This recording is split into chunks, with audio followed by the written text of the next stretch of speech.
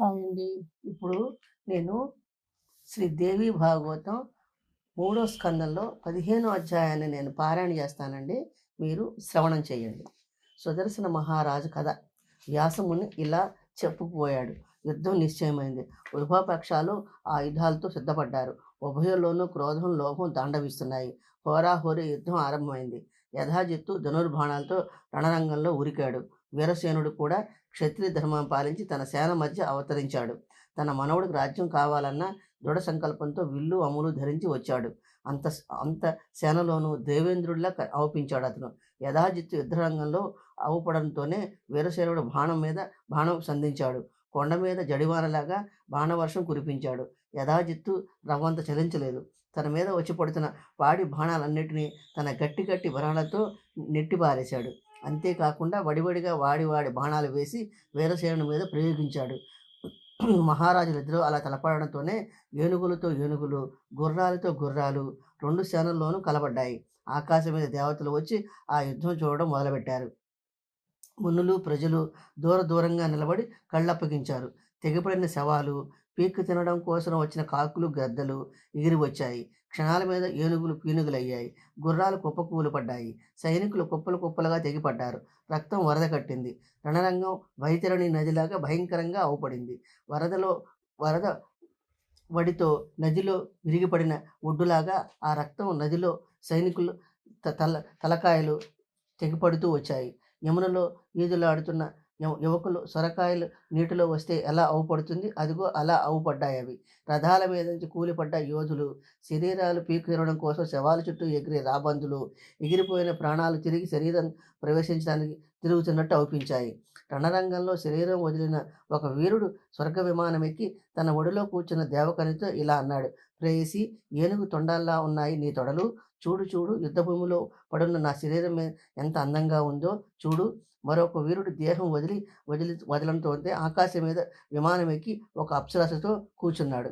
ఇంతలో అతని భార్య సగమనం చేసి వచ్చి విమానంలో అతని పక్కన కూర్చుని అతని గాఢంగా కౌగిలించుకుంది. ఒకచోట ఇద్దరు వీరులు ఒకళ్ళనొకళ్ళు చంపుకున్నారు. ఒకచోట ఇద్దరు స్వర్గం చేరుకున్నారు. ఇద్దరికీ ఒకే అప్సరస లభించింది. ఆమె కోసం అక్కడ కూడా ఇద్దరు ఆయుధాలు పట్టుకు పోరాడారు. ఒక యువకుడు వీరుడు మడమ తిప్పకుండా పోరాడి ప్రాణం వదిలేశాడు. సరాసరి స్వర్గం చేరుకున్నాడు. అపురూపమైన అందగతిని ఒక అప్సరసను కలుసుకున్నాడు. తన గుణగణాలు ఆమె దగ్గర ఏకరువు పెట్టి ఆమెను వశపరుచుకున్నాడు. ఘోరాతి ఘోరంగా యుద్ధం జరిగింది. భయంకరంగా దుమ్ము రేచింది. సూర్యమండలం కనిపించకుండా పోయింది. అంతలోనే తెగిన వీరు రక్తం పడి దుమ్మంతా అణిగిపోయింది. సూర్యమండలం ఎప్పట్లా ప్రకాశించింది. పెళ్లి కాని వీర సైనికుడు ఒకడు రణరంగంలో మరణించాడు. స్వర్గానికి వెళ్లడంతోనే చక్కని చుక్క ఒక అప్సరస దొరికింది అతనికి. కానీ తన బ్రహ్మచర్య వ్రతం నష్టం కాకుండా జాగ్రత్త పడి ఆమెని ఆలింగనం చేసుకోలేదు అతడు. యథాజిత్తు వీరసేనులు నువ్వా నేనా అంటూ పోరాడాడు. చివరికి యథాజిత్తు వీరసేనుని చంపేశాడు. వీరసేనుడి తల తెగిపడిపోయింది. తల ఒకచోట, మొండెం ఒకచోట కింద పడిపోయాయి. రాజు పడిపోవడంతోనే అతని సైన్యం కకావికలమైపోయింది. తండ్రి మరణం అయింది మనోరమ. శత్రువుల భయంతో ఆమె గడగడ వణికిపోయింది. రాజ్యకాంక్షతో యథాజిత్తు నా కుమారుణ్ణి చంపేస్తాడు అంటూ హడలిపోయింది. ఏం దారి, ఎటుపోను, ఏం తలచెడ్డాను. తండ్రి కళ్ళు మూశాడు. కొడుకు పసికందు. లోభం ఎవరినైనా రాక్షసులను చేస్తుంది. లోభి యథాజిత్తు ఎంతకైనా తెగిస్తాడు. లోభం పుట్టిన మనిషి తల్లిని, తండ్రిని, అన్నదమ్ముల్ని, గురువుని, బంధువుల్ని చంపుతాడు. లోభం కంటే పాపిష్టిది మరొకటి లేదు. నిజం, ఇందులో రవ్వంత సందేహం లేదు. లోభం వల్ల తినడానికి తింటాడు. మనిషి పోరాని ఆడదానితో పోతాడు. ధర్మం మరిచిపోతాడు. ఈ పట్టణంలో నాకు సహాయం చేయగల బలవంతుడు కూడా ఎవరూ లేరు. మరి నా బాలుని రక్షించుకునేది ఎలాగా? యథాజిత్తు నన్ను, నా కుమారుణ్ణి చంపేస్తే ఏం చేసేది నేను? ఏం చేయగలను? లోకంలో నన్ను రక్షించేవారు ఎవరు లేరు. ఏది దిక్కు నాకు? సవతి ఎప్పుడూ పగబట్టే ఉంటుంది కనుక లీలావతి నా కుమారుని కంట్లో నలుసులాగే చూస్తుంది. యథాజిత్తు రణస్థలం నుంచి పట్నం వచ్చాడా? పారిపోనన్నా పారిపోలేను. వచ్చి రావడంతో నన్ను, నా కుమారుని ఖైదులో పడేస్తాడు. సవతి తల్లి కడుపులో దూరి ఆమె కొడుకు కడుపులోని సంతానం 7 ముక్కలుగా నరికేశాడు పూర్వం దేవేంద్రుడు. అప్పటి గర్భస్థ పిండం చావకపోతే 7 ముక్కల్ని 7 ముక్కలుగా కోసేశాడు. అలా వజ్రాయుధంతో 49 ముక్కలుగా నరికేశాడు. అవే దేవలోకంలో 49 గాలులయ్యాయి. మా సూర్య వంశంలోనే ఒక రాణి సవతి కడుపులోని శిశువుని చంపడం కోసం విషం పెట్టిందట. అందుకనే ఆ బిడ్డ పేరు సరంగుడైంది. దశరథ మహారాజు భార్య కైకమ్మ సవతి కుమారుణ్ణి మునివేషంలో అడవులకు పంపింది. ఆ దుఃఖంతో పాపం మహారాజు ప్రాణాలే వదిలేశాడు. నా కొడుకుని రాజు చేయదలచి మంత్రులు ఇప్పుడు యథాతిథి పిడికిల్లో చిక్కుపోయారు. నా అన్నదమ్ములైనా ఎవరూ లేరు నాకు. వాళ్ళైనా ఈ ఆపదలో నన్ను ఆదుకునేవాళ్ళు. నా దురదృష్టం ఇలా ఉంది. మిన్ను మిరిగి మీద పడినట్టయింది. ఏం దారి? ప్రయత్నం మనిషి కర్తవ్యం. మనం ప్రయత్నిస్తే అదృష్టం కలిసి వస్తే ఫలం లభిస్తుంది. చేతులు నలుపుకుంటూ కూర్చుంటే ఏది సిద్ధించదు. నా బిడ్డను రక్షించుకోవాలి, ఉపాయం వెతకాలి. ఇలా ఆలోచించి చప్పున మంత్రి విధులుణ్ణి తలుచుకుంది. రహస్యంగా అతన్ని రప్పించింది. విధులుణ్ణి మంత్రాంగం తెలిసినవాడు, బుద్ధిమంతుడు, కార్య నిపుణుడు, స్వాభిమాని. అతడి చేతిలో కుమారుని పెట్టి జాలిగా ఏడ్చింది మనోరమ్మ. మంత్రి మహారాజు యుద్ధంలో మరణించాడు. నా బిడ్డ అన్నము పున్నము ఎరిగిన పసికోన, యథాతిథి బలవంతుడు. ఈ స్థితిలో ఏ దారి నాకు? నేనేం చెయ్యాలి? నువ్వే చెప్పాలి అంది దీనంగా. అమ్మ అంతా విని అన్నాడు విధులుడు. ఇక్కడ నువ్వు ఉండటం మంచిది కాదు. నాతోరా, అడవికి పారిపోదాం. మనం అక్కడి నుంచి కాశీ వెళ్ళిపోదాం. అక్కడ నా మేనమామ సుబాహుడు ఉన్నాడు. అతడు బలవంతుడు, ధనవంతుడు. తప్పకుండా మనల్ని రక్షిస్తాడు. యథాజిత్తు కోసం ఎదురెళ్ళి తోడు తెస్తాం అని విషబెట్టి మనం పట్నం దాటిపోదాం. ఇదే మంచి ఉపాయం అని తడుతోంది నాకు. రథం మీద బయలుదేరి పారిపోదాం అన్నాడు. విధులుని ఉపాయం ప్రకారం మనోరమ సవతి లీలావతి దగ్గరికి వెళ్ళింది. చెల్లి, కాలం చేసిన తండ్రిని కడసారి చూసి వస్తాను అంది. ఆమె అనుమతి తీసుకుంది. తన కుమారుణ్ణి విధులుణ్ణి ఒక ముఖ్య పరిచారికను వెంట తీసుకుని రథమెక్కి బయలుదేరింది. పట్నం దాటి తిన్నగా రణభూమికి వెళ్ళింది. దిక్కుమాలిన దీనురాల్లా ఉంది ఆమె. భయంతో బెక్కచెక్కిపోయింది. మూర్తిభవించిన శోకదేవతలా ఉంది. రణరంగంలో యథాజిత్తును కలుసుకుందామె. తన తండ్రికి అంత్యక్రియ సంస్కారం జరిపించింది. భయపడుతూనే అక్కడి నుంచి వెళ్ళింది. 2 దినాలు ప్రయాణం చేసి గంగ ఒడ్డు చేరింది. అక్కడ నిషాదులు ఆమెను కొల్లగొట్టారు. ఆమె దగ్గర ధనమంతా దోచుకున్నారు. రథం కూడా లాక్కున్నారు. కట్టుబట్టలతో ఆమె కొడుకుని ఎత్తుకుని పరిచారక సహాయంతో నడిచి గంగ దగ్గరికి వెళ్ళింది. చిన్న పడవలో కూర్చుని గంగ దాటింది. తిన్నగా త్రికూట పర్వతం చేరుకుంది. అక్కడ భరద్వాజాశ్రమానికి వెళ్ళింది. అక్కడ తాపసులను చూశాక ఆమె ప్రాణం కుదుటపడింది. భరద్వాజ ముని మనోరమ్మను చూశాడు. ఎవరమ్మా నువ్వు? ఎవరి భార్యవి? ఇంత కష్టపడి ఇక్కడికి ఎలా వచ్చావు? ఎందుకు వచ్చావు? ఏదో దేవతవు కావు కదా, మనిషివేనా తల్లి? పసికోలను పట్టుకుని అడవులంబడపడి వచ్చావు దేనికని? రాజ్యం పోయిన రాణిలా ఉన్నావు. నిజం చెప్పు, ఎవరు నువ్వు అని అడిగాడు. ముని అడిగిన ప్రశ్నలు దేనికి సమాధానం చెప్పలేకపోయింది మనోరమ్మ. దుఃఖంతో ఉక్కిరిబిక్కిరై ఏడ్చిందామె. జవాబు చెప్పమని సాదరంగా మంత్రి విధులుణ్ణి చూసింది. మునీంద్ర, భరద్వాజ మునితో విధులుడు విన్నవించాడు. అయోధ్య మహారాజు ద్రవసంధి భార్య రాణి మహారాణి ఈమె మనోరమ. ద్రవసంధి మహారాజు అడవిలో సింహం చంపేసింది. ఈ బాలుడు సుదర్శనుడు, మహారాజు కుమారుడు. ఇతడి తాత ఇతడిని రాజ్యసింహాసనం మీదకు నిలపడం కోసం యుద్ధం చేసి యుద్ధంలో మరణించాడు. ఈమె సవతి తండ్రి యథాజిత్తు తన మనవడి కోసం మహారాజును చంపేశాడు. యథాజిత్తును భయపడి ఆమె ఈ అరణ్యంలోకి వచ్చి పారిపోయి వచ్చింది. దిక్కులేని ఈ మహారాణి తన పసగందితో కూడా నీ శరణుజొచ్చింది. ఈమెను రక్షించు. శరణన్న దీనుల్ని కాపాడడం యజ్ఞం చేసినంత పుణ్యం. భయంతో ఉన్న వారిని రక్షించడం మరింత పుణ్యం. అమ్మ అంతా విని మనోరమతో అన్నాడు భరద్వాజు. భయపడకు, ఇక్కడ సుఖంగా ఉండు. నీ కుమారుని ప్రయోజకుని చెయ్యి. ఇక్కడ నీకు ఏ భయమూ ఉండదు. శత్రువు నిన్నేమీ చేయలేడు. నీ కొడుకు రాజు అవుతాడు. నీకు ఏ కష్టమూ ఏ దుఃఖమూ ఉండవు. మనోరమ ప్రాణం కుదిరిపడింది. భరద్వాజ ముని చూపిన కుటీరంలో ఉండి విధులుడితోనూ పరిచారికతోనూ కలిసి నివసించసాగింది. కుమారుని కంటికి రెప్పలా కాపాడుతూ వచ్చింది. శ్రీదేవి భాగవతం 3వ స్కందంలో 15వ అధ్యాయం పూర్తయిందండి. 16వ అధ్యాయాన్ని నేను పారాయణ చేస్తానండి. మీరు శ్రవణం చేయండి. సుదర్శన మహారాజు కథ. యథాజిత్తు రణస్థలం నుంచి అయోధ్యకు వచ్చాడు. సుదర్శుని కడముట్టించాలన్న సంకల్పంతో మనోరమను వెదికాడు. ఆమెను వెదగడం కోసం సేనల్ని పంపాడు. ఒక మంచి ముహూర్తం చూసి తన మనవణ్ణి శత్రాజిత్తుని అయోధ్య సింహాసనం మీద అభిషేకం చేశాడు. అతని ఆజ్ఞ ప్రకారం కుల పురోహితుడు వశిష్ఠుడు అధర్వణ వేద మంత్రాలతో శత్రాజిత్తుని తీర్థ జలాలతో అభిషేకించాడు. మంత్రులు మహోత్సాహంతో పాల్గొన్నారు.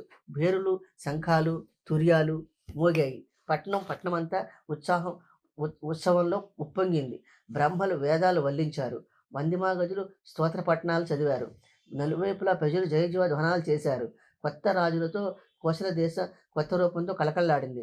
ఉత్తమ జనులు మాత్రం తమ తమ గృహాల్లో రహస్యంగా శోకించారు. అయ్యో, మహారాజు కుమారుడు సుదర్శనుడు ఏమైపోయాడో, సాధ్వి మహారాణి మనోరమ గతి ఏమైందో, తల్లి పిల్లాడు ఎటుపోయారో, ఆమె తండ్రి రాజ్య లోభంతో చంపేశాడు యథాజిత్తు. ఇలా లోలోపల విచారిస్తూ వాళ్ళు కొత్త రాజు రాజ్యంలో దినమొక యుగంలా గడుపుతూ వచ్చారు. తన మనవడికి రాజ్యం కట్టబెట్టి మంత్రుల మీద భారం పెట్టి తన ఉజ్జయిని రాజ్యానికి బయలుదేరి వెళ్ళిపోయాడు యథాజిత్తు. మనోరమ సుదర్శనుడు భరద్వాజ ఆశ్రమంలో ఉన్నారని ఉజ్జయిని చేరాక అతడికి వార్త అందింది. వెంటనే అతడు చిత్రకూట పర్వతానికి బయలుదేరాడు. దారిలో శృంగభేరపురంలో ఆగి నిషాదులు రాజు దుర్దర్శుడిని వెంట పెట్టుకుని వచ్చారు. దుర్దర్శుడు మంచి బలవంతుడు. పెద్ద సేన వేసుకుని యథాజిత్తుతో బయలుదేరాడు. యథాజిత్తు చిత్రకూటం వస్తున్నారన్న వార్త మనోరమ వింది. భయంతో నిలువునా వణికిపోయింది. ఏడుస్తూ భరద్వాజ ముని దగ్గరికి వెళ్ళింది. తండ్రి యథాజిత్తు ఎత్తి వస్తున్నాడు, ఇప్పుడేం దారి, ఎటుపోయేది? నా తండ్రిని చంపేశాడు, తన మనవణ్ణి అయోధ్య రాజు చేశాడు. ఇప్పుడు నా కొడుకుని చంపడం కోసం అంత సేన వేసుకు వస్తున్నాడు. నాకు భయంగా ఉంది. ఏమంటే దుర్మార్గులు మునీశ్వరుని కూడా లక్ష్య పెట్టరు. పూర్వం పాండవులు వనవాసం చేస్తున్నప్పుడు జరిగిన విషయం నేను విన్నాను. ద్రౌపదితో కలిసి వారు మునుల ఆశ్రమంలో ఉన్నారట. పాండవులు 5 మహావీరులు, ధనుర్ధరులు, ఎంతటి భగవాన్నైనను పడగొట్టగలరు. వారు 5 ఒకనాడు వేటకు వెళ్ళి అడవి నుంచి అడవికి ఎంతో దూరం వెళ్ళిపోయారు. మునుల దగ్గర ద్రౌపది ఆశ్రమంలో ఉంది.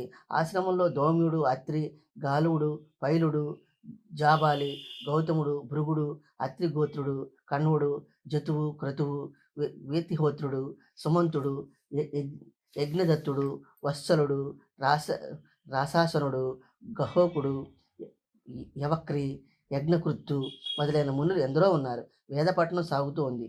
తన పరిచారకులతో ద్రౌపది నిర్భయంగా మునుల దగ్గరే ఉంది. అదే సమయానికి సింధు దేశపు రాజు జయద్రథుడు ఆ దారిన పెద్ద సేనతో వెళుతూ ఆశ్రమం దగ్గరికి వచ్చాడు. అల్లంత దూరం నుంచే వేతధ్వని విన్నాడు. అతడు మునీశ్వరుని దర్శించి వెళ్ళాలని రథం దిగాడు. 2 అంగరక్షకులతో మాత్రం ఆశ్రమంలో ప్రవేశించాడు. మునుల దర్శనం చేశాడు. వందనాధికాలు చేశాడు. అతను చూడటానికని మునిపత్తులు వచ్చారు. వాళ్లతో ద్రౌపది కూడా వచ్చింది. దేవకన్యలా ఉన్న లక్ష్మీదేవిలో అందం అలా వణికిపోతున్న ఆమెను చూచాడు జయద్రథుడు. దౌముడిని అడిగాడు, ఎవరి సౌందర్య రాశి అని. ఎవరి భార్య, ఎవరి కూతురు, నీ పేరేమిటి? నేలకు దిగి వచ్చిన సచీదేవిలా ఉంది. తుమ్మవనంలో లవంగంలా ఉంది. రాకాసి మూకలో రంభలా ఉంది. ఈమె మునిపత్ని కాదు, ఏదో మహారాణి అయి ఉంటుంది. రాజా, ఈమె ద్రౌపది, పాండవుల పట్టప్రాణి అన్నాడు దౌమ్యుడు. వీరాది వీరులు పంచపాండవులు ఏరి ఎక్కడికి వెళ్ళారు? నిర్విచారంగా ఈ అడవిలో ఉన్నారన్నమాట వారు అని మళ్ళీ అడిగాడు జయద్రథుడు. అవును, ఇప్పుడు వారు 5 రథాల మీద వేటకు వెళ్ళారు. మధ్యాహ్నం వేళకి తిరిగి వస్తారు అన్నాడు దౌమ్యుడు. దౌమ్యుడు ఇలా చెప్పడంతోనే లేచి ద్రౌపది దగ్గరికి వెళ్ళాడు జయద్రథుడు. ఆమెకు ప్రమాణం చేశాడు. కుశలం అడిగాడు. నీ భర్తలు ఎక్కడికి వెళ్ళారట? వీరు వనవాసం చేస్తూ 11 ఏళ్ళు గడిచిపోయాయి కదా అన్నాడు. నీకు శుభం కలగాలి అంది ద్రౌపది. త్వరలోనే వచ్చేస్తారు పాండవులు. అందాక ఇక్కడ విశ్రాంతి తీసుకో ఈ ఆశ్రమంలో అంది ద్రౌపది. ఆమె నోట్లో మాట నోట్లోనే ఉంది. ఆమెను ఎత్తుకుపోయాడు జయద్రథుడు. మునీశ్వరులు లక్ష్య పెట్టలేదు. అంచేత తెలిసిన మనిషి ఎవరిని నమ్మకూడదు. నమ్మితే మాత్రం ఆపద తప్పదు. దీనికి బలిచక్రవర్తి కథే నిదర్శనం. బలిచక్రవర్తి శ్రీమంతుడు, ధర్మాత్ముడు, సత్యవ్రతుడు, యజ్ఞాలు చేసిన పుణ్యాత్ముడు, దాత, శరణాగత వత్సలుడు, సాధు సమ్మతుడు. ఎన్నడూ అధర్మం నడిచిన పాపాన పోలేదు అతడు. పరమభక్తుడైన ప్రహ్లాదుడు మనవడు కనుక అతనికి తెలియని ధర్మం లేదు. అందుకనే పుష్కలంగా దక్షిణలిచ్చి 99 యజ్ఞాలు చేశాడు. ఎంతో సత్యమూర్తి కూడా అతడు. అతడి వాడిని దేవకార్యం కోసం నిర్వికారుడైన విష్ణుమూర్తి కశ్యపుడు కడుపున వామనుడై పుట్టి కపట వేషం వేసి మోసం చేశాడు. అతడు సమస్త రాజ్యము ఈ భూమండలమంతా అపహరించాడు. అయితే సత్యవాది బలిచక్రవర్తి వెనుకాడలేదు. అంతా దారపోసి మాట నిలుపుకున్నాడు. విష్ణువంతటి వాడు మోసానికి తెగిపడినప్పుడు ఇతరుల సంగతి ఇక చెప్పేదేమోనది. అందుచేత ఎన్నడూ ఎవరికి నమ్మకూడదంటారు లోకులు. ఏమంటే లోభం ఆవేశిస్తే ఎంత పాపానికైనా తెగిస్తాడు. మనిషి లోభం పూనిన వాడికి పరలోకం భయం ఉండదు. ఇతరుల ధనం అపహరించడం కోసమే చూస్తారు లోకులు. అయితే చివరికి నరకంలో పడతారు. ధనం ప్రసాదించమని దేవతల్ని ఆరాధిస్తారు. కానీ ధనం ఎక్కడి నుంచి తెచ్చి ప్రసాదిస్తారు దేవతలు? వర్తకం, వ్యవసాయం, దానం, దొంగతనం, దోపిడీ, వీటి ద్వారానే కదా దేవతలైన ధనం సంపాదించగలుగుతారు. అంతకంటే మరో మార్గం ఏముంది? రకరకాల ధాన్యాలు, వస్త్రాలు అమ్మకం కోసం పట్టుకు వచ్చి ధనం అమితంగా లాభం రావాలనే దేవతలను పూజిస్తారు కోమటి. ధాన్యాదులు చౌకగా కొన్న వ్యాపారి ధరలు బాగా పెరిగి లాభం రావాలని ప్రార్థిస్తాడు. ఆ భావన వల్ల అతడు ఇతరుల ధనం లాగాలని సంకల్పించినట్టే కదా! ఈ విధంగా లోకంలో యావన్ మంది పరాయి ధనం అపహరించడానికి ఉద్యుక్తులవుతారన్నమాట. అటువంటప్పుడు ఎవరిని నమ్మడం? లోభము, మోహము ఆవరించిన మనిషి తీర్థాలకు వెళ్ళినా, యాత్రలకు వెళ్ళినా ప్రయోజనం లేదు. దానం చేసినా, వేదాలు చదివినా లాభం లేదు. అతడు చేసిన పుణ్య కార్యాలన్నీ చేయనట్టే లెక్క. ఇంతకీ చెప్పేదేమిటంటే, ఈ రాజులు ఇక్కడ రానియ్యవద్దని నా మనవి. అలా అయినా అతన్ని వెళ్ళిపోమన్నట్టు చెయ్యి. సీతమ్మలాగా ఈ ఒక్క బిడ్డతో నేను బతుకుతాను అంటూ కాళ్ళవేళ్ళ పడింది. మనోరమ ప్రార్థన విన్నాడు భరద్వాజుడు.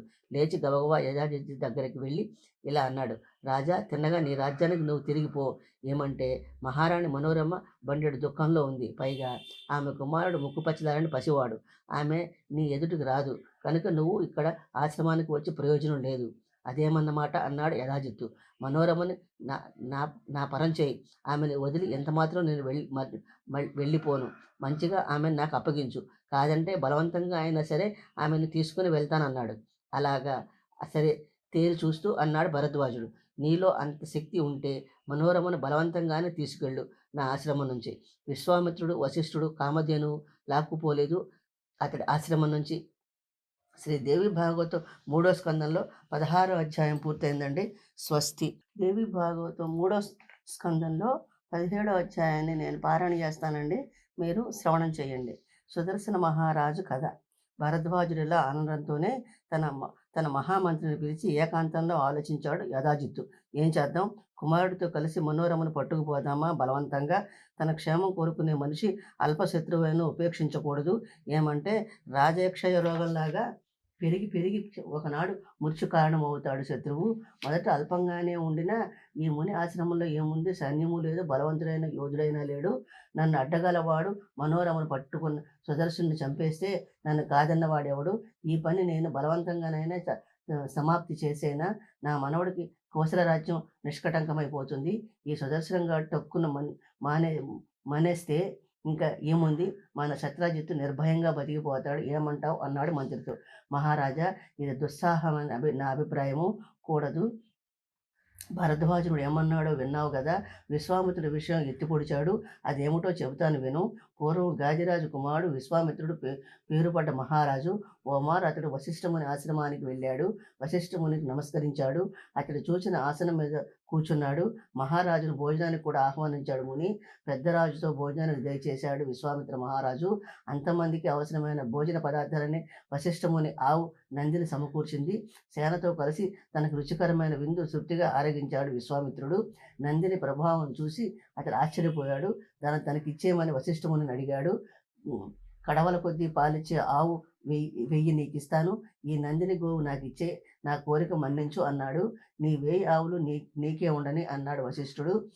ఈ ఒక్క ఆవు నాకుండని, దీన్ని నేను ఇయ్యలేను. 10,000 కాదంటే 1,00,000 ఆవులు ఇస్తాను. నందిని గోవు నాకు ఇచ్చే. అంతకీ అంగీకరించవు. అయితే బలవంతంగా తోలుకుపోతాను దీన్ని అన్నాడు విశ్వామిత్రుడు. అయితే నీ ఇష్టమే కానివ్వు. నేను మాత్రం నా ఇష్ట ప్రకారం నా నందిని కామధేనువును నీకివ్వను అన్నాడు వశిష్ఠుడు. సరే అంటూ తన సైన్యాన్ని పిలిచాడు విశ్వామిత్రుడు. బలవంతంగా నందిని గోవును తోలుకు పదండి అని ఆదేశించాడు. రాజాజ్ఞ ఉత్తర క్షణంలో నందిని గోవును పట్టుకున్నారు రాజసేనలు. గజగజ వణికింది నందిని. కన్నీళ్లతో వశిష్ఠముని చూచింది. నన్నెందుకు విడిచిపెట్టేస్తున్నావు? వీళ్ళు బలవంతంగా కట్టి నన్నెందుకు తోలుకుపోతున్నారు అంది దీనంగా. నేను నిన్ను వదలలేదు అన్నాడు వశిష్ఠముని. విశ్వామిత్ర మహారాజుని అతిథిగా సత్కరించాను. ఇవాళ అదిగో అతడే నేను బలవంతంగా తోలుకుపోతున్నాడు. నేనేం చేయను? నా ఇష్టం కానే కాదు నిన్ను విడిచిపెట్టడం. వశిష్ఠ మాటలు వింది నందిని విశ్వామిత్రుడి సేవకుల మీద కోపం తెచ్చుకుంది. అంబా అంటూ దారుణంగా అరిచింది. క్రూరంగా అది అరవడంతోనే దాని శరీరం నుంచి లెక్కా జమా లేనంతమంది దైత్యులు పుట్టుకు వచ్చారు. అంతమంది ఆయుధాలు పట్టుకున్నారు. నిలవండి అంటూ వాళ్ళు విశ్వామిత్రుడి సేన మీద విరుచుకుపడ్డారు. సేనంతా హతమార్చి నందిని విడిపించారు. చేసేది లేక దుఃఖంతో తలవాల్చుకుని ఇంటి మొహం పట్టాడు విశ్వామిత్ర మహారాజు. ఎందుకు కొరకానిది ఈ క్షాత్రబలం? ఎంత పాపం పోసుకున్నాను, ఎంత దీనుణ్ణైపోయాను అనుకుంటూ బ్రహ్మబలమే ఉత్తమమైంది అని నిశ్చయించుకున్నాడు.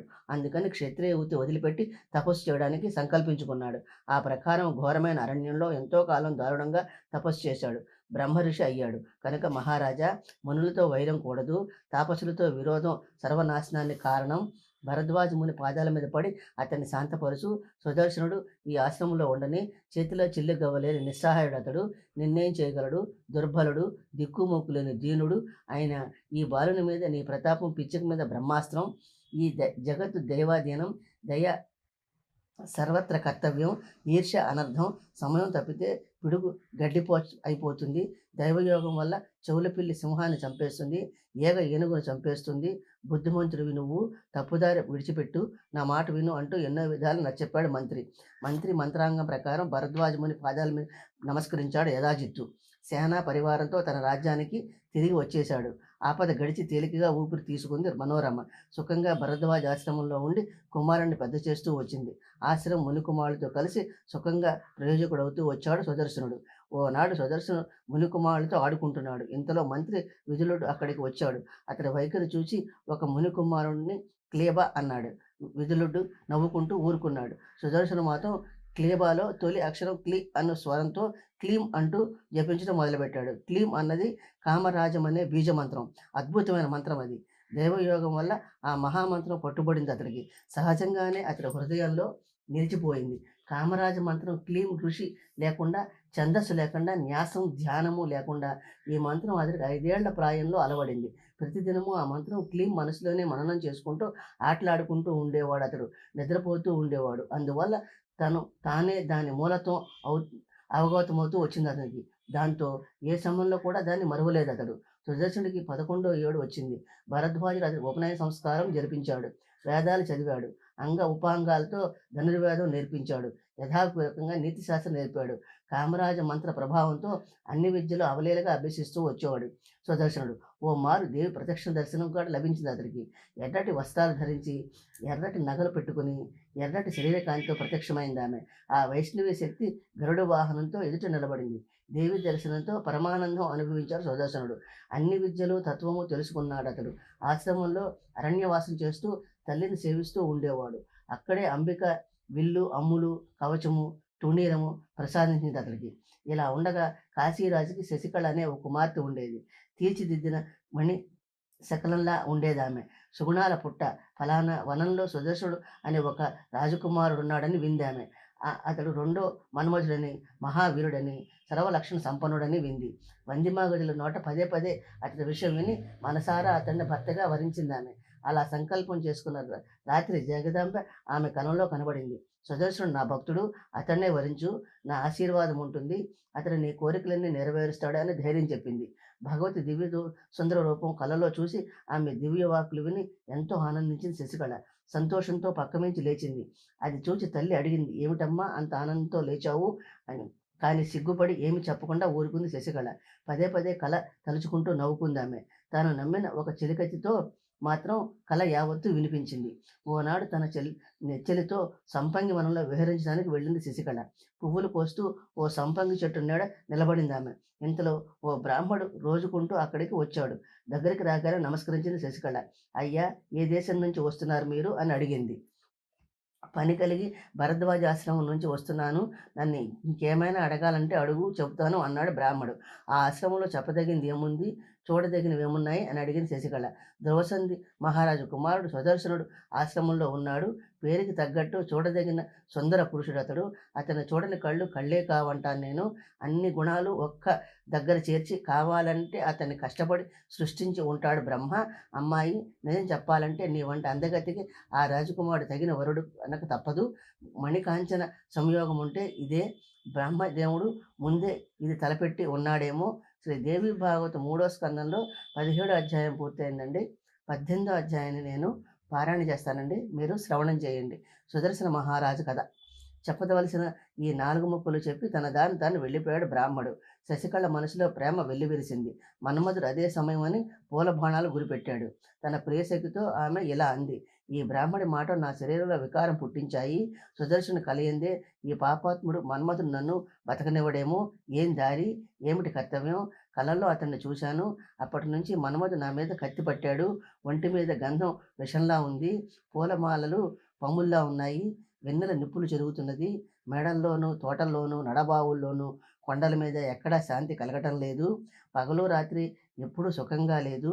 వక్కలు తాంబూలాలు సంగీత వాద్యాలు ఏమీ నచ్చటం లేదు. నా కంటికి ఏదీ బాగుండటం లేదు. మనసుకి ఏదీ తృప్తి కలిగించడం లేదు. విరహం వ్యాకులచి పరుస్తుంది. అడవికి అమాంతంగా వెళ్ళి పడాలనిపిస్తుంది. అయితే ఈ కులలజ్జ నన్ను వెనక్కి లాగిస్తున్నది. నాన్నగారి పారపత్యం పెద్ద అడ్డంకి. పోనీ స్వయంవరం చాటిస్తే ఎంత బాగుండేది. ఏమైనా నన్ను నేను సుదర్శనుడికే అర్పించుకుంటాను. ఇంతకీ ఇప్పుడు ఏం చేయాలి? లోకంలో పరులు కోకొల్లలు, పైగా ఆగర్భ శ్రీమంతులు కూడా. అయితే వాళ్ళంటే రవ్వంత ఇష్టం లేదు నాకు. రాజ్యం లేకపోతేనేం, సుదర్శనుడు ఉంటే నాకు ప్రాణం. చిల్లి గవ్వలేదు. సుదర్శనుడి దగ్గర సైన్యము గిన్యము లేనే లేవు. అడవిలో నివాసం దుంపా దట్రా భోజనం అయిన అతని శశికళ మనసులో తిష్ట వేశాడు. వాగ్బీజ మంత్ర సిద్ధి అది. ఇప్పుడు కూడా ధ్యాన నిమగ్గుడై ఆ ఉత్తమ మంత్రం జపిస్తున్నాడు అతడు. దేవి విష్ణుమాయ అఖండిత అవ్యక్త సర్వ సంపత్కర భగవతి జగదంబ నిత్యము కలలో కనబడేది అతడికి. ఓనాడు శృంగబేరపురం అధ్యక్షుడు నిషాదుడు వచ్చి మంచి రథం ఒకటి సుదర్శనుడికి బహుకరించాడు. మైత్రి పాటించి రథం పుచ్చుకున్న సుదర్శనుడు అడవి పళ్ళు పువ్వులు అవి ఇచ్చి నిషాదరాజుని సత్కరించాడు. నిషాదరాజు ఇచ్చిన రథం సర్వ సామగ్రులతోనూ నిండి ఉంది. 4 గుర్రాలు పూని ఉన్నాయి. దానికి మంచి జెండా కట్టి ఉంది. విజయం సాధించగల సమర్థుడిని తోచి సుదర్శనుడికి అది బహుకరించాడు. స్నేహం చేసుకుని సుదర్శనుడితో ఇలా అన్నాడు. నిషాదరాజు, రాజకుమార, కొద్ది దినాల్లో నీ రాజ్యం నీకు తిరిగి సంపాదిస్తావు. ధైర్యశాలి నువ్వు, ప్రతాపం కలవాడివి. విశ్వమోహిని అంబికాదేవి నీ మీద దయ కలిగి ఉంది. నీకు సహాయం చేసేవాళ్ళను ఉన్నారు కనుక మరేమి విచారించకు. ఆశ్రమంలో మునులను మనోరమతో ఇలాగే చెప్తూ వచ్చారు. అమ్మ, నీ కుమారుడు త్వరలో రాజు అవుతాడు అంటూ ధైర్యం చెప్పారు. భగవంతుడు మీ ఆశీర్వాద సఫలం చేయాలనేది మనోరమ. సుదర్శనుడు మీ సేవకుడు. మీ సేవా ఫలంగా వాడికి రాజ్యం ప్రాప్తించిందంటే ఆశ్చర్యమేముంది. కానీ వాడి దగ్గర సేన లేదు, మంత్రులు లేరు, ధనం అంతకన్నా లేదు, పోనీ సహాయకులను అంటే లేరు. ఈ స్థితి వాడికి రాజ్యం ఎలా వస్తుంది? అయితే అన్నిటికన్నా గొప్పది దుర్లభమైంది మీ ఆశీర్వాదం ఉంది. దానివల్లే నా బాబుకి రాజ్యం వస్తుంది, సందేహం లేదు. మీరు సామాన్యులు కారు. మంత్ర విధులు. సుదర్శనుడు రథమెక్కి బయలుదేరేవాడు. అప్పుడు వేల కొద్దీ ఔక్షణీయుల సేన అతని చుట్టూ ఉన్నట్టు అవుపడేది. అదంతా క్లీం మంత్ర బీజ ప్రతాపమే, మరేమీ కాదు. ఏమంటే ఎల్లప్పుడూ ప్రీతిపూర్వకంగా దాన్ని జపిస్తూ ఉండేవాడు అతడు. విడవకుండా మంచి గురువు నోట ఈ మంత్రం ఉపదేశం పొంది శాంతిపూర్వకంగా పవిత్రంగా జపిస్తే ఎంతటి కోరికలైనా అవలేలగా సిద్ధిస్తాయి. పైగా భగవత్ అనుగ్రహిస్తే ఈ లోకంలోనే కాదు, దేవలోకంలో కూడా సిద్ధించిందంటూ ఏదీ లేదు. భగవతిని పూజించి దయతలచని వాళ్ళు నిజంగా బుద్ధిహీనులు, అభాగ్యులు, అనారోగ్యులు. ఆదిమాత భగవతి బుద్ధి, కీర్తి, ధృతి, లక్ష్మి, శక్తి, శ్రద్ధ, మతిస్మృతి ఈ అష్టమాతృకలు అవుపడుతూనే ఉంటాయి. అయితే మాయా కళ్ళు గప్పిన వాళ్ళు వారిని తెలుసుకోలేరు. కుతర్కాలు పెట్టుకున్న వాళ్ళు ఆ విశ్వేశ్వరుని భజించలేరు.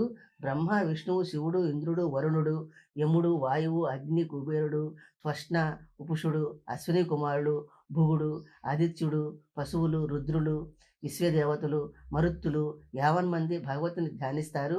ఆమె సృష్టి చేస్తుంది, ఆమె పాలిస్తుంది, ఆమె సంహారమును చేస్తుంది. ఆమెను సేవించిన విద్యావంతుడు ఉంటాడు. సర్వార్థ ప్రధాయిని ఆమె. ఆమెను సుదర్శను గుర్తించాడు. విద్య అవిద్య స్వరూపిణి ఆమె. అందరాని పరబ్రహ్మం ఆమె. యోగ మార్గం తప్ప ఆమెను చేరగల మార్గం మరొకటి లేదు. ముముక్షులు ఆమె అంటే ప్రాణం పెడతారు. ఆమె దయలేందే పరమాత్మ స్వరూపం అవగతం కాదు. సర్వాత్మని 3 విధాలుగా ఆమె సృష్టిస్తుంది. ఈ 3 లోకాల తల్లి మనసారా ధ్యానిస్తూ అడవిలోనే రాజ్య సుఖాన్ని మించిన సుఖం అనుభవిస్తూ ఉండేవాడు సుదర్శనుడు.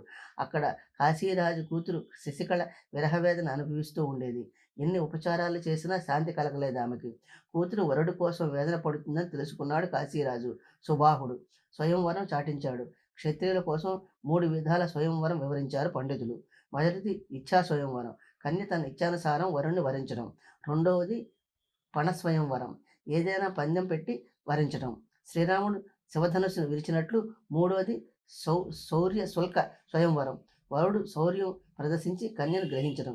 అయితే సుబాహుడు మహారాజు ఇచ్ఛా స్వయంవరం ప్రకటించాడు. శిల్పులతో మంచి స్వయంవరం మండపం నిర్మించాడు. మంచి రత్న కంబళ్ళు పరిపించాడు. విశాలమైన ఆసనాల వేదికపై నిర్మించాడు. ఆ పెళ్లి సందడంతా చూసి ఎంతో విచారించింది శశికళ. తన పెరిశకిని ఏకాంతంగా పిలిపించింది. సఖీ, నువ్వు మా అమ్మ దగ్గరికి వెళ్ళి ఎవరూ లేకుండా చూచి నా మాటగా చెప్పు. నేను ధ్రువసంధి మహారాజు కుమారుణ్ణి సుదర్శుని మనసారా వరించాను. అతన్ని తప్ప ఇంక ఎవరిని వరించను. అతనే నా భర్త. స్వయంగా జగదంబ చేసిన నిర్ణయం అది.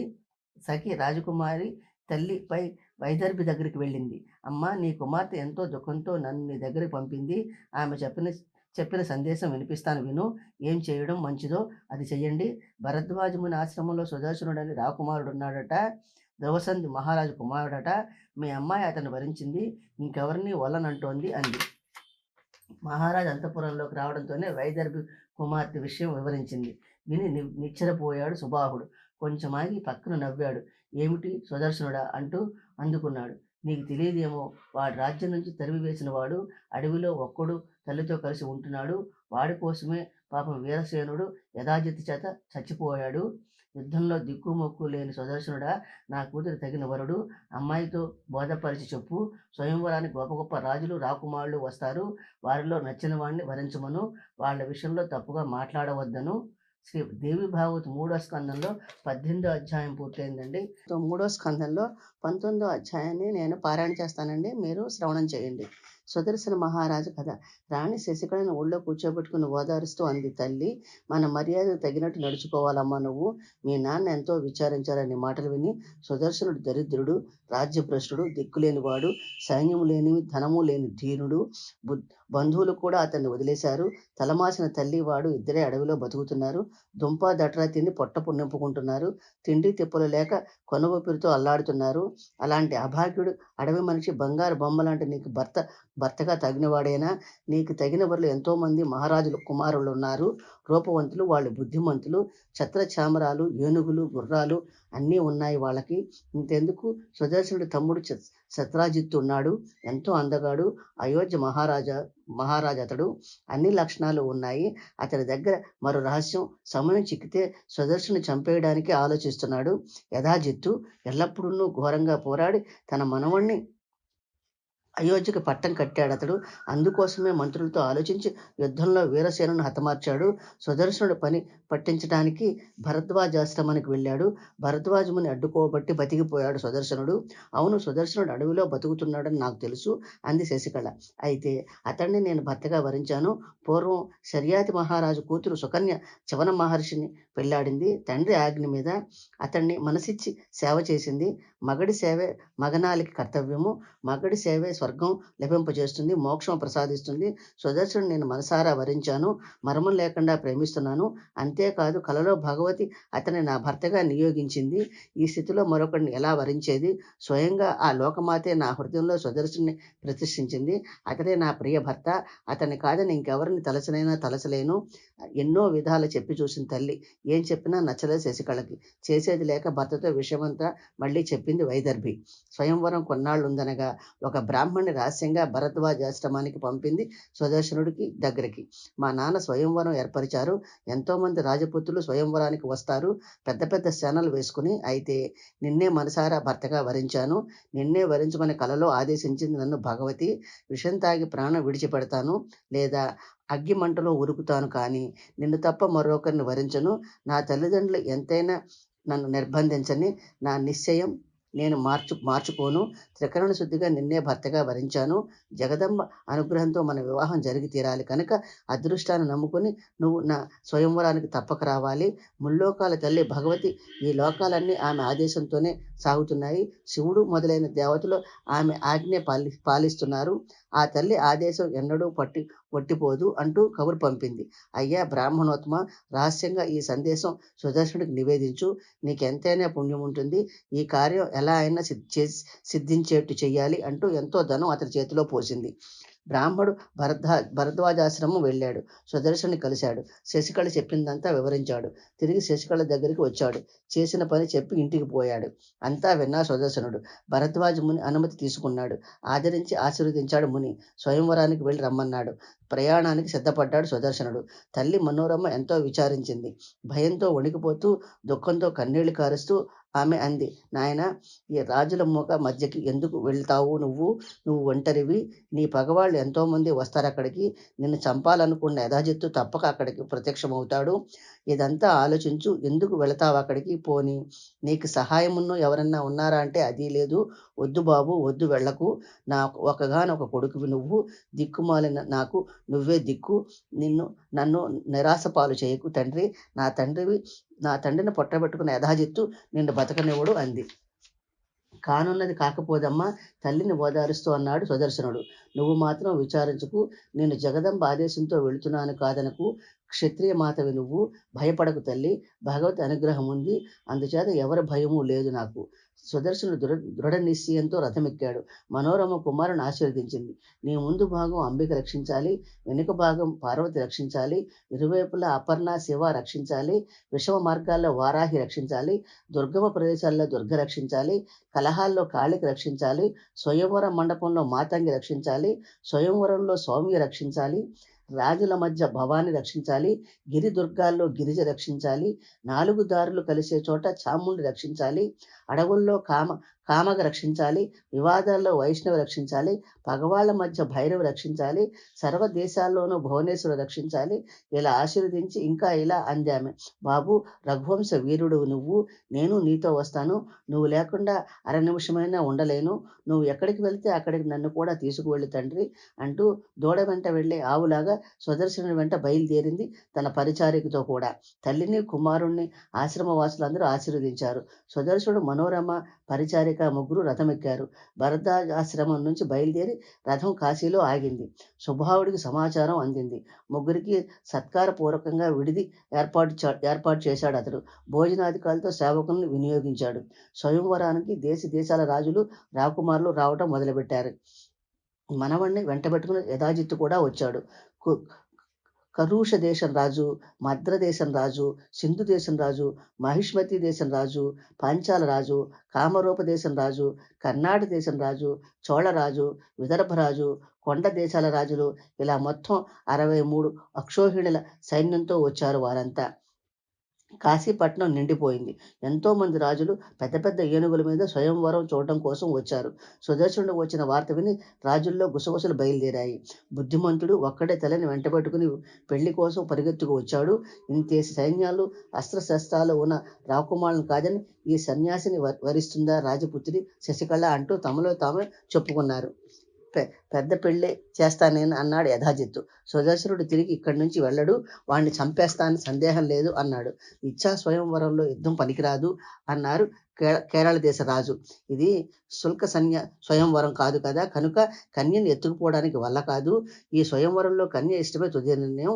అలాంటప్పుడు తగాదాకి అవకాశమే లేదు. నువ్వు అన్యాయంగా సుదర్శను వెళ్ళగొట్టి నీ మనవుని రాజుగా కూర్చోబెట్టావు. అది చాలక ఏ అపరాధము లేనివాడిని చంపుతానంటున్నావు. నీ అన్యాయం ఊరికే పోదు. పైన భగవంతుడున్నాడు. జగత్పతి అతడు సర్వశాసనుడు. ఎన్నడూ ధైర్యమే జయిస్తుంది, ధర్మమే జయిస్తుంది, అధర్మం జయించదు, సత్యమే గెలుస్తుంది, అసత్యం గెలవదు. కనుక అన్యాయం ఆచరించకు, పాపబుద్ధి పరిత్యజించు. నీ మనవడు స్వయంవరానికి రానే వచ్చాడు కదా. అందగాడతడు, పైగా అయోధ్య రాజు, శ్రీమంతుడు. అతన్ని వరించకుండా శశికళ సుదర్శన్ వరిస్తుందన్న భయం ఎందుకు నీకు? ఇంకా ఎంతోమంది గొప్ప గొప్ప రాజకుమారులు వచ్చారు. స్వయంవరంలో తనకి నచ్చిన వాడిని వరిస్తుందామే. ఈ వివాహంలో వివాదానికి ఆస్కారమే లేదు. ఓ రాజులారా, అంతా బాగా విచారించండి. ఇక్కడ పరస్పరం విరోధాలు పెట్టుకోవడం కూడని పని అన్నారు. శ్రీ 3వ భాగవతంలో 19వ అధ్యాయం పూర్తయిందండి. 20వ అధ్యాయం చదువుతాను. సుదర్శన మహారాజు కథ.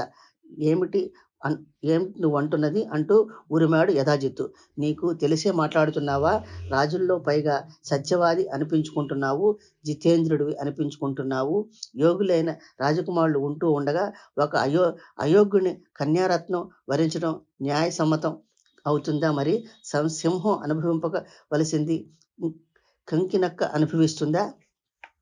ఇంతకీ నా ప్రశ్న ఏమిటంటే, సుదర్శనుని కాశీ మహారాజు కూతుర్ని వరించడానికి అర్హుడా అని బ్రాహ్మణ బలం, వేదాల్లో క్షత్రియుల బలం, ధనుసుల్లో నువ్వే ఆలోచించు. నేను అన్యాయం చెబుతున్నావా? క్షత్రియుల వివాహంలో బలమే శుల్కం. బలం ఉన్నవాడే కన్యని పొందగలుగుతాడు. బలం లేనివాడు దగ్గర కన్నా రాలేడు. కనుక ఏదైనా పందెం పెట్టి స్వయం సాగని, కాదంటే కలహం తప్పదు.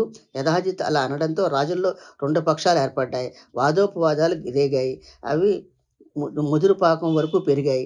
అప్పుడు రాజులందరూ కలిసి సుబాహు మహారాజును పిలిపించి ఇలా అన్నారు: మహారాజా, నీ కుమార్తె స్వయంవరం పణస్వయంవరంగా నిర్ణయించు. ఏం పందెం నియమిస్తావో చెప్పు. అలా కాక ఎవరికి నీ కన్యని ఇవ్వాలనుందో చెప్పు. అయితే నిజం చెప్తాను వినండి. నా కూతురు సుదర్శనుని వరించాలని నిశ్చయించుకుంది. మనసులో నేనెంతో విచారించాను, కానీ వినుకోలేదామె. నేను చేసేది ఏముంది? ఆమె మనసులో లేదు. దీనికి తోడు సుదర్శనుడిని ఒక్కడే వచ్చాడు భయం లేకుండా అన్నాడు సుబాహుడు. దాంతో రాజులు సుదర్శనుని పిలిపించారు. చలించకుండా శాంతంగా వచ్చి కూర్చున్నాడు సుదర్శనుడు. రాజులు అడిగారు: కుమారా, నిన్ను ఎవరు పిలిచారని ఒక్కడివి రాజులందరితో పాటు వచ్చావు ఇక్కడికి? నీ వెనక సైన్యం లేదు, మంత్రులు లేరు, యోధులు లేరు, చేత ధనము లేదు. ఇంతకీ ఎలా వచ్చావు? ఎందుకు వచ్చావు? దాచకుండా చెప్పు. ఇది స్వయంవరం. కన్యని అభిలషించి ఎంతోమంది రాజకుమారులు వచ్చారు. అవసరమైతే యుద్ధానికి కూడా సిద్ధపడి సైన్యాలతో వచ్చారు. చేతులు నలుపుకుంటూ ఏం చేయాలని నువ్వు వచ్చావు? నీకేం పని ఇక్కడ? నీ తమ్ముడు బలవంతుడు. కన్య కోసమే అతడు మంచి సైన్యం వెంటబెట్టుకు వచ్చాడు. అతడికి దన్నుగా యథాజిత్తు మహారాజు కూడా దయచేశాడు. నువ్వు సేనా గీన లేకుండా వచ్చావు. ఉన్నదన్నట్లు విప్పి చెప్పాం. మేము ఆలోచించుకో. నువ్వు పలాయనం తెగిస్తావో ఉంటావో నీ ఇష్టం అన్నారు. అవును అంటూ అందుకున్నాడు సుదర్శనుడు గంభీరంగా. నా దగ్గర సైన్యం లేదు, సహాయకులను లేరు, ధనం అంతకన్నా లేదు, కోటలు, మిత్రులు, బంధువులు ఎవరూ లేరు, కాదని ఆదుకునేవారు లేరు. రాజులు, నేను స్వయంవరం జరుగుతూ ఉందని విన్నాను. చూడాలని బుద్ధి పుట్టింది, వచ్చేశాను. ఇలా రావడానికి జగదంబ కలలో కనపడి ప్రేరణ కలిగించింది. కోరిక ఏదీ లేదు. జగదంబ చెప్పింది. ఆమె ఏం చెయ్యాలనుకుందో అదే జరుగుతుంది. వినండి. లోకంలో నా శత్రువులు ఎవరూ లేరు. అంతటా జగదంబే నాకు అవుపిస్తూ ఉంది. నా మీద పగబట్టిన వారికి ఆ భగవతే శిక్షిస్తుంది. పగ అంటే ఏమిటో ఎరగని నేను ఏం జరగాలని అదే జరుగు తీరుతుంది. దానికోసం విచారించడం వివేకం లేని పని. భాగ్యాన్ని నమ్ముకున్నాను నేను. దేవతల్లోనూ మనుషుల్లోనూ ప్రాణులందరిలోనూ భగవత్ శక్తి ఉంటుంది. అది తప్ప ఇంకేమీ ఎక్కడా లేదు. ఆ తల్లి ఎవరిని రాజు చేయాలంటే వారినే చేస్తుంది. నిరుపేద కుబేరుణ్ణి చేస్తుంది. అందుచేత ఏ విషయంలోనూ విచారించడం లేదు నాకు. ఆ పరమశక్తి లేనిదే బ్రహ్మ, విష్ణువు, శివుడు ఎవరు కదలలేదు. అయినప్పుడు చింత దేనికి? శక్తి కలవాడిని అయినా లేనివాడిని అయినా ఆమె ప్రేరణ వల్లే వచ్చాను స్వయంవరానికి.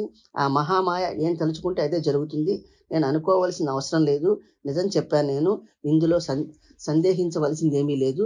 గెలిచినా ఓడినా సిగ్గుపడను. సిగ్గు ఆ భగవతిదే. ఏమంటే ఆమె ఆశ్రితుడిని నేను.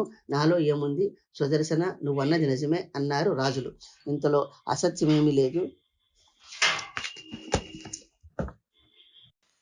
అయితే ఉజ్జయిని రాజు యథాజిత్తు నిన్ను చంపేయాలని పగబట్టాడు.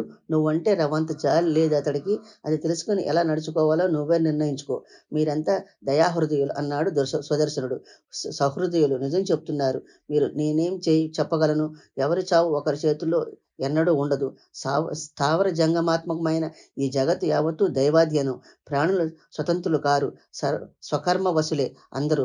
కర్మ 3 రకాలుంటుంది. కర్మతత్వం తెలిసిన పండితులు సంచిత కర్మ, వర్తమాన కర్మ, ప్రారంధ కర్మ, కాలం కర్మ, స్వభావం, ఈ 3ంటికి వశంలో ఉంటుంది లోకం. కాలం రాందే దేవత కూడా చంపలేదు మనిషిని. కాలం కబళించిన మనిషి ఇట్టే కళ్ళు మూస్తాడు. చిన్న నెపంతోనే శత్రువుల్ని సంహరించే నా తండ్రిని సింహం చంపేసింది. అలాగే మా తాతని యథాజిత్తు చంపేశాడు.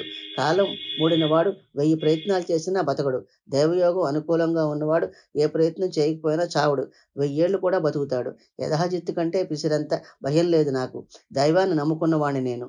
భగవతిని ఎన్నడూ స్మరిస్తాను. ఆ తల్లే నాకు మేలు చేస్తుంది. వెనుక చేసుకున్న పుణ్యాలు అనుభవించి తీరాలి. అనుభవించడానికి శోకించరు జ్ఞానులు. కర్మ వల్ల వచ్చిన దుఃఖంలో గుణపాఠం నేర్చుకోని వారు మూర్ఖులు, మందబుద్ధులు.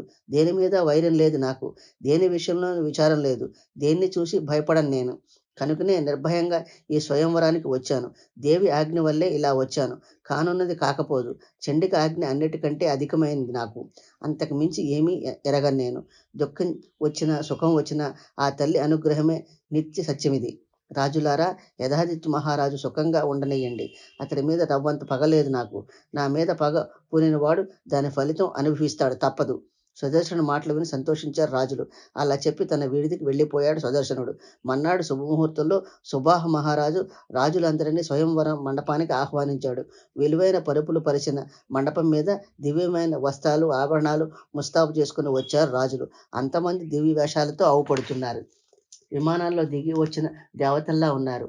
ఎవరి ఆసనాల్లో వారు టీవీగా కూర్చున్నారు. అంతమంది అంతమంది రాజకుమారి శశికళ ఎప్పుడు వస్తుందా, ఏ భాగ్యవంతుడిని వరిస్తుందా అని ఎదురు చూస్తున్నారు. దైవికంగా వరమాల సుదర్శన మెడలో వేసేది కదా దైవకళ శశికళ అని. అయితే యుద్ధం తప్పదు. ఇంతలో మంగళ వాయిద్యాలు మోగాయి. శశికళ స్వయంవరానికి సిద్ధపడింది. శుభ్రంగా స్నానం చేసింది. పట్టు వస్త్రాలు కట్టుకుందామె. విలువైన నగలు పెట్టుకుంది. ఇప్పమాల పూలమాల చేత్తో పట్టుకుంది. లక్ష్మీదేవిలా ఉందామె. దుర్గాదేవిని మనసులో ధ్యానిస్తూ ఉంది. ఆమెను చూచి చిరునవ్వుతో సుబాహుడు ఇలా అన్నాడు. అమ్మాయి రా, శుభమాల పట్టుకుని ముందుకు నడు. సభలో రాజుల్ని చూడు. వారిలో నీకు నచ్చిన వారి మెడలో వర్ణమాల వేసి వరించు. వారిలో ఏ గుణవంతుడు, కులీనుడు, రూపవంతుడు నీకిష్టమో నువ్వే ఎంచుకో. మితభాషిణి శశికళ తండ్రి మాట విని మెల్లమెల్లగా ఇలా అంది. నాన్నగారు, ఈ రాజుల ఎదుటకు నేను వెళ్ళను. కాముకులు వీరి ఎదుటకు వెళ్లే రాజకుమార్తెలు వేరే ఉన్నారు. ఆడది ఒక్క మగాడికే మోహం చూడాలి అని ధర్మశాస్త్రాలు చాటి చెబుతున్నాయి అని విన్నాను నేను. అన్య పురుషుల మొహం సతి అయిన ఆడది చూడకూడదు. అనేక మంది మగాళ్ళు ఎదుటికి వెళ్ళిన స్త్రీ సతీత్వం చూడుతుంది. ఆమెను చూసిన ప్రతివాడు కామిస్తాడు. చేత వర్ణమాల పట్టుకుని అంతమంది ఎదుటికి వెళ్ళినప్పుడు ఆమె సాధారణ స్త్రీ అయిపోతుంది. అప్పుడు కులటికి ఆమెకి తేడా ఉండదు. ఒక వేసే బజారులోకి వెళ్ళి అక్కడ మగవాళ్ళు మంచి చెడులు చూడడం ఎలాంటిదో ఇది అలాంటిదే. ఎంతోమంది మగవాళ్ళ మీద మనసు పరిగెత్తించే వేసేలాగానే స్వయంవరం సభలోకి వెళ్ళి కాముకులైన రాజుల మీద మనసు పెట్టలేను నేను. ఇది మన కుల సాంప్రదాయమే కావచ్చు. నేను ఈ సాంప్రదాయం అనుసరించను. నేను ప్రతివర్తని. నా పత్ని ధర్మమే నేను పాలిస్తాను. సామాన్య రాజకన్యల స్వయంవర సభకు వెళ్ళి అక్కడ వాళ్ళలో ఎంతో మందిని భర్తలుగా భావించుకుని తుదకి ఎవరినో ఒకరిని వరిస్తారు. పూలదండ వేసి. నేను అలా చేయలేను. అసలు ఎందుకు అలా చెయ్యాలి నేను? సుదర్శనుడే నా భర్తని ముందే ఎంచుకున్నాను. అతన్ని తప్ప మరొకరిని భావించలేను. కనుక నాన్నగారు, నా శుభమే మీరు కోరుకుంటే వివాహం విధి ప్రకారం మంచి ముహూర్తం నిర్ణయించి సుదర్శనుడికిచ్చి నన్ను వివాహం చేయండి. కన్యాదానం చేయండి. శ్రీ దేవి భాగవత 3వ స్కందంలో 20వ అధ్యాయం పూర్తయిందండి. 3వ స్కందంలో 21వ అధ్యాయాన్ని నేను పారాయణ చేస్తానండి. మీరు శ్రవణం చేయండి. సుదర్శన మహారాజు కథ. యుక్తాయుక్తంగా ఉన్న కూతురు మాటలు విని ఆలోచనలో పడ్డాడు సుబాహుడు. ఏమిటి ఉపాయం? రాజులందరూ పెళ్లి కొడుకుల్లా సభలో కూర్చున్నారు. ముస్తాబులై పెద్ద పెద్ద సైన్యాలతో తరిమి వచ్చారు వీరు. అంతమంది బలవంతులు కయ్యాని కాలు దవ్వుతున్నారు. మా అమ్మాయి మీకు ఎదుటికి రాదుట అని నేను అనడమే తడవు. అంతమంది నా మీద విరుచుకు పడతారు, నన్ను చంపేస్తారు. వాళ్ళని ఎదిరించి నిలవడానికి తగిన కోట గాని రాణువు గాని నా దగ్గర లేదు. సుదర్శనుడు ఒంటి పక్షి, అసహాయుడు, దుర్బలుడు, పైగా ముక్కు పచ్చలారని పసివాడు. తీరని దుఃఖ సముద్రంలో మునిగిపోయాను నేను. ఏమిటి కర్తవ్యం? ఇలా విచారిస్తూ స్వయంవర సభలోకి వచ్చాడు సుబాహుడు. అందరికీ నమస్కారం చేశాడు. వినయంగా ఇలా మొదలుపెట్టాడు. మహారాజులారా, నా కూతురు సభా మండపానికి రానంటూ ఉంది. ఆమె తల్లి నేను ఎంతో బోధపరిచి చెప్పాము. ససమేర అని తన పట్టు తాను విడవకుండా ఉంది. నేను మీ సేవకుణ్ణి. మీ పాదాల మీద శిరస్సు వంచి నమస్కరిస్తున్నాను. నా సత్కారం స్వీకరించి మీ దేశాలకు తిరిగి దయచేయండి. నా కూతురు నా అదుపులో లేదు. నేను కాదంటే ఆమె ఆత్మహత్య చేసుకుంటుంటే నేను బతకలేను. నన్ను ఈ విచార సముద్రం నుంచి ఒడ్డుకు చేర్చండి. మీరంతా జాలి కలవారు, మహాభాగ్యవంతులు, ప్రతాపవంతులు. నా కూతురు బుద్ధిహీనురాలు, పంతుగొట్టు. ఈమెను పట్టుకుని మాత్రం మీలో ఎవరైనా ఏం సుఖపడతారు? నేను మీ దాసుడిని. అనుగ్రహించి తగిన వాణ్ణి.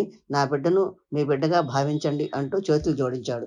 సుబాహుడు మాటలు విని తక్కిన రాజులు ఊరుకున్నారు. కానీ యధాజిత్తు మాత్రం అంత లేసి గుడ్లు చేసి ఎర్రగా చూశాడు. సుబాహు రోషంతో ఉరిమాడు. మూర్ఖుడివి నువ్వు. ఏమిటి నువ్వు అంటున్నది? ఏమిటి నీచ పని? ఇంత సంశయంగా ఉన్నప్పుడు స్వయంవరానికి ఎందుకు పిలిచావుట? మమ్మల్ని నువ్వు పిలవక తీరా వచ్చిన రాజులు ఊరికే ఎలా వెళ్ళిపోతారు?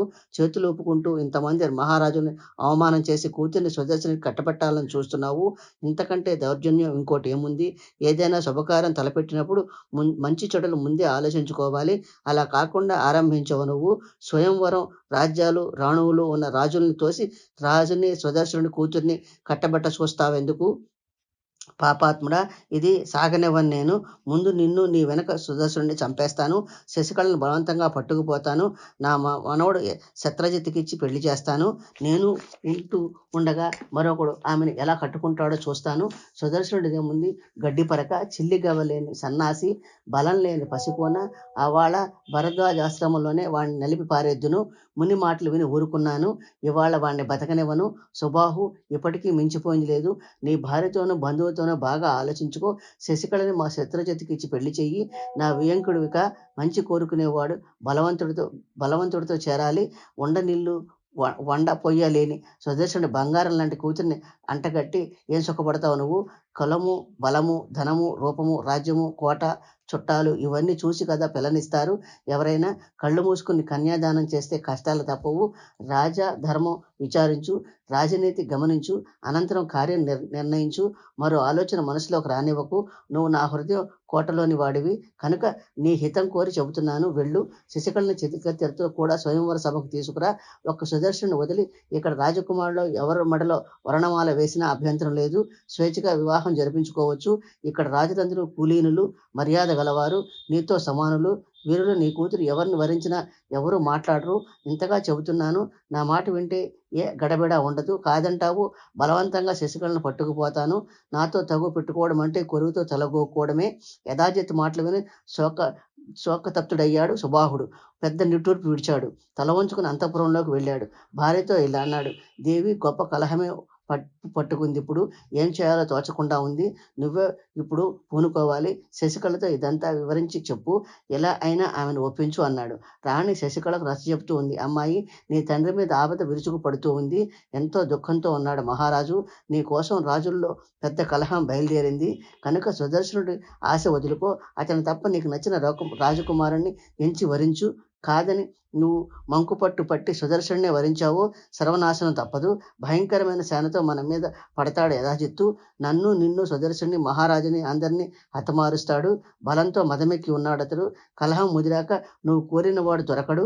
ఎవడో ఒకడు ఎత్తుకుపోతాడు కనుక ముందే నచ్చిన వాడిని వరించు. సుదర్శనుని కాక. రాణి నచ్చ చెప్పాక సుబాహుడును ఏం వచ్చి చెప్పవలసిందంతా చెప్పాడు. తల్లి తండ్రి చెప్పినవన్నీ వింది శశికళ. అయినా అవంత చెల్లించలేదామె. తండ్రిని చూస్తూ నిర్భయంగా అంది. నాయన, మీరు చెప్పుతున్నదంతా నిజమే కాదనను. అయితే నా నిశ్చయం మీకు తెలుసు కదా. సుదర్శనుడే నా భర్త. అతని తప్ప మరెవరిని కన్నెత్తి చూడను. మీరు యథాజిత్తుకి భయపడుతున్నారు. అయితే నన్ను సుదర్శను పరం చేసి మా ఇద్దరిని ఊరు వెళ్ళగొట్టండి. సుదర్శను రథం మీద నన్ను తీసుకుపోతాడు. కాకున్నది కాక మానదు. దానికోసం మీరు విచారించకండి. జరగవలసింది జరిగే తీరుతుంది, సందేహం లేదు. అది కాదమ్మా అంటూ ఇంకా చెప్పాడు సుబాహుడు. తెలిసి ఆపదలో ఉరకరు బుద్ధిమంతులు. ఒకమారు 10 మందితో పగ తెచ్చుకోరాదంటారు పండితులు. ఒంటరి రాజకుమారుడు పరంగా కొన్న కూతుర్ని ఎలా వెళ్ళగొట్టగలను నేను? ఎంతోమంది రాజులు నా మీద కత్తులు నూరుతూ ఉన్నారు. ఇప్పుడు ఏం చేస్తారో తర్వాత వారు. నువ్వు అంగీకరిస్తే నీ కోసం ఏదైనా పందెం ఏర్పరుస్తాను. జనక మహారాజులక అసాధ్యమైన పణం పెడతాను.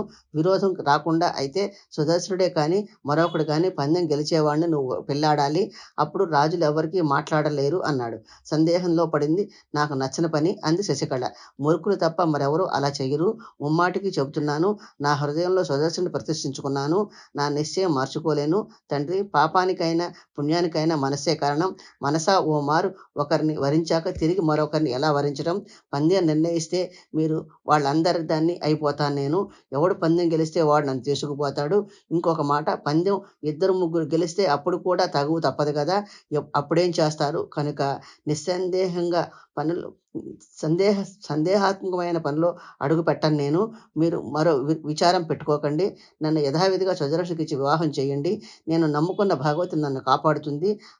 అన్నీ ఆమె చక్కబెడుతుంది, శుభం కలిగిస్తుంది. పరాశక్తి మీద భారం వేసి ఉత్సాహంతో ఈ పనికి పూనుకోండి. రాజ్యసభకు వెళ్ళి రేపు మీరంతా స్వయంవరానికి దయచేయండి అని చేతులు జోడించి చెప్పండి. ఈ రాత్రి వైదిక విధి ప్రకారం నన్ను సుదర్శనుడికిచ్చి వివాహం చేయండి. మీకు తోచిన కట్నమిచ్చి మమ్మల్ని సాగనింపండి. సుదర్శను నన్ను తీసుకుపోతాడు. రాజులు కాదని యుద్ధానికి వస్తే ఆ భగవతి మమ్మల్ని రక్షిస్తుంది. సుదర్శనుడు ఎదిరించగలుగుతాడు. కాలం కలిసిరాక అతడు యుద్ధంలో వీరస్వర్గం అలంకరిస్తే నేనును హరి అంటాను. మీకు శుభం కలుగుతుంది. నేను చెప్పినట్టు కన్యాదానం చేసి సుదర్శనుడికి వివాహం చేయండి. సేనలతో మీరు మీ కోటలో సుఖంగా ఉండండి. నేను ఒంటరిగానే సుదర్శనుడితో వెళతాను. చేసేది లేక కూతురు మాట ప్రకారం జరిపించడానికి నిశ్చయించుకున్నాడు సుబాహుడు. అతడి హృదయంలో జగదమ్మ మీద దృఢమైన నమ్మకం కుదిరింది. శ్రీ 3వ భాగవత దేవి స్కందంలోని 3వ స్కందంలో 21వ అధ్యాయం పూర్తయిందండి. 22వ అధ్యాయం చదువుతానండి. నేను పారాయణ చేస్తాను, మీరు శ్రవణం చేయండి.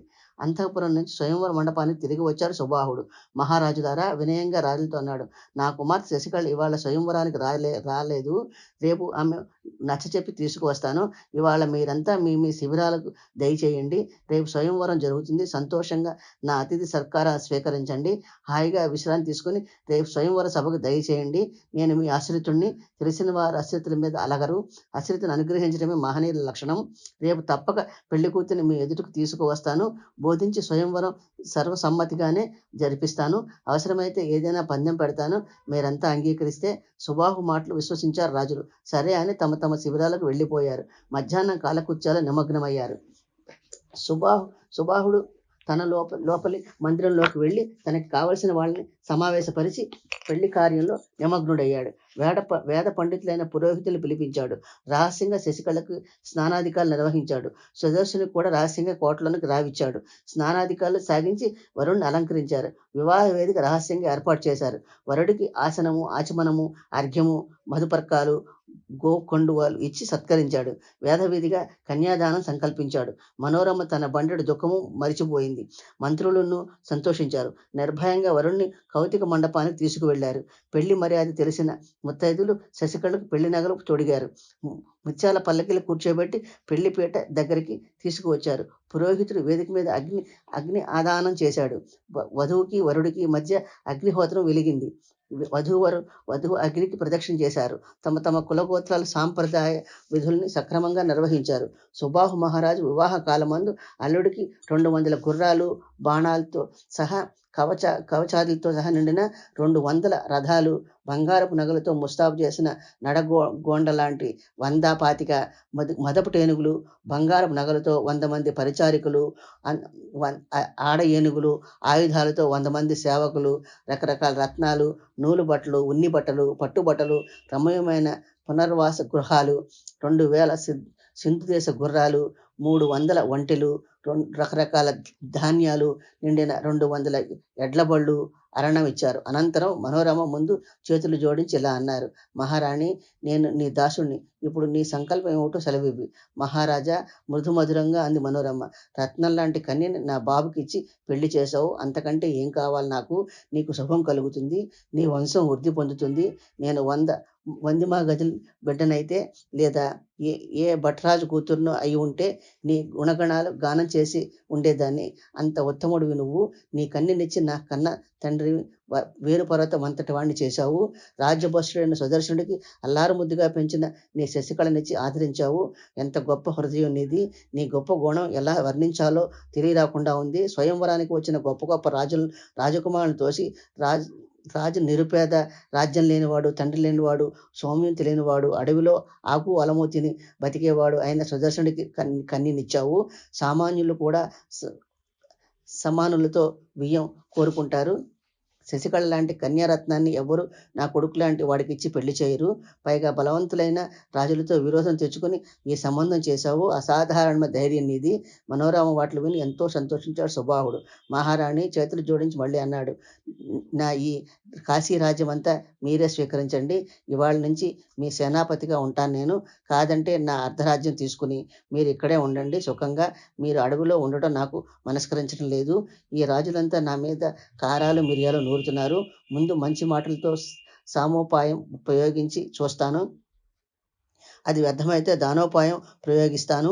అది విఫలమైతే ఉండనే ఉంది దండోపాయం. యుద్ధం జయాపజయాలు దైవాధీనాలు. ఏమైనా ధర్మం జయిస్తుంది. అధర్మ మార్గం పట్టిన ఈ రాజులు ఎన్నడూ జయించలేరు. మనోరమ మరింత సంతోషించింది. సుబాహుడు మాటలు తనకి అపూర్వమైన గౌరవ ప్రపత్తులు కలిగించాయి. మహారాజా, నీకు శుభం కలగాలి. నీ కుమారుడు నువ్వు నిర్భయంగా ఆనందపూర్వకంగా కాశీరాజు పరిపాలించు. నా కుమారుడు అయోధ్య రాజయ్యే దినం రాకపోదు. త్వరలో ఇప్పుడు మేము మానస సరో స్థావరానికి వెళతాము. అనుమతించు. జగదంబ నీకు మేలు చేస్తుంది. ఆ తల్లిని ఎప్పుడూ స్మరించడం చేత ఏ చింత లేదు మీకు అందామె. వియ్యంకుడు వియ్యపురాలు ఇలా ఎంతోసేపు మాటామంతి మాట్లాడుకున్నారు. ఇంతలో తెల్లారింది. శశికళ వివాహం జరిగిపోయిందని రాజులందరికీ అగ్గి మీద గుగ్గిలంగా అంతమంది బొగ్గుమన్నారు. కాశీనగరం కాల్చేస్తాం. రాజులోకంలో కళంకం కాశీరాజు. వీడి కొత్త అల్లుడిని శశికళని మసి చేసేస్తాం. పగ తీర్చుకోకుండా ఏ మోహాలతో ఇళ్లకు వెళతాం. వినండి వినండి, పెళ్లి బాజ్యాలు మోగుతున్నాయి, తూతూ భాగాలు శంఖాలు వినబడుతున్నాయి, మృదంగాలు మోగుతున్నాయి, పెళ్లి పాటలు వినిపిస్తున్నాయి, వేద పాఠాలు వినిపిస్తున్నాయి. అంతకంటే నిదర్శనం ఏం కావాలి? పెళ్లి జరిగిపోతుందనడానికి ఆ తల్లి కొడుకులు వలలో పడిపోయారు. సుబాహుడు కూతుర్నిచ్చి పెళ్లి చేశాడు. ఇప్పుడేం చేయడమో మనలో మనమే నిర్ణయించుకోవాలి. రాజులు ఇలా ఉద్రేకిస్తున్న సమయంలో సుబాహుడు పెళ్లి పనులు ముగించి మంత్రులతో కలిసి రాజుల్ని ఆహ్వానించడం కోసం వారి శిబిరాల మధ్యకు వెళ్ళాడు. అతడు రావడం చూసి రాజులు క్రోధంతో మండిపడుతూ మాట్లాడకుండా నుంచున్నారు. మహారాజులారా, వినయంగా నమస్కరిస్తూ అన్నాడు సుబాహుడు. మీరు 50 మంది ఇవాళ మా ఇంటికి విందుకు దయచేయాలి. అమ్మాయి శశికళ సుదర్శనుడి భర్తగా వరించింది. హితము అహితము ఏమీ చేయలేకపోయాను నేను. మీరంతా శాంతించాలి. మీరు మహాపురుషుల క్రోధం పూనరు, దయ తలుస్తారు అంటూ అంజలి బంధం వేశాడు. సలాసలా కాగుతున్న చమురులో చన్నీళ్లు చల్లినట్లయింది. సుబాహు ఉరిమారు రాజులు. మేము బాగానే భోజనం చేశాం. ఇక నువ్వు ఇంటికి దయచేయవచ్చు. పెళ్లిలో మిగిలిన పని కూడా పూర్తి చెయ్యి. గొప్ప సుకృతం చేశావు నువ్వు. మేమంతా మా ఇళ్లకు వెళ్ళిపోతాం వచ్చిన దారిన. వారి మాటలు విని సంశయిస్తున్న తిరిగి వచ్చేశాడు సుబాహుడు రాజమందిరానికి. ఏం చేస్తారో ఈ మండిపడుతున్న రాజులు అని ఆలోచించాడు. సుబాహుడు వెళ్ళిపోయాక రాజులందరూ కూడబలుక్కున్నారు. దారిలో సుదర్శను చంపేసి శశికళను ఎత్తుకుపోదామని ప్రతిజ్ఞ చేశారు. కొందరు మాత్రం మనకెందుకు ఉదాసీనత వహించారు. సుదర్శనుడితో మనకేం పని? స్వయంవరం చూడాలని వచ్చాం. జరిగిన నాటకం చూసాం. ఇక స్వదేశానికి వెళ్ళిపోతాం అన్నారు వారు. సుబాహు మహారాజు తన మందిరానికి వెళ్ళి మిగిలిన పెళ్లి తంతు జరిపించడంలో నిమగ్నమయ్యాడు. శ్రీ దేవి భాగవత్ 3వ స్కందంలో 22వ అధ్యాయం పూర్తయిందండి. నా ఛానల్ను కూడా సపోర్ట్ చేయండి, సబ్స్క్రైబ్ చేయండి, లైక్ చేయండి, షేర్ చేయండి.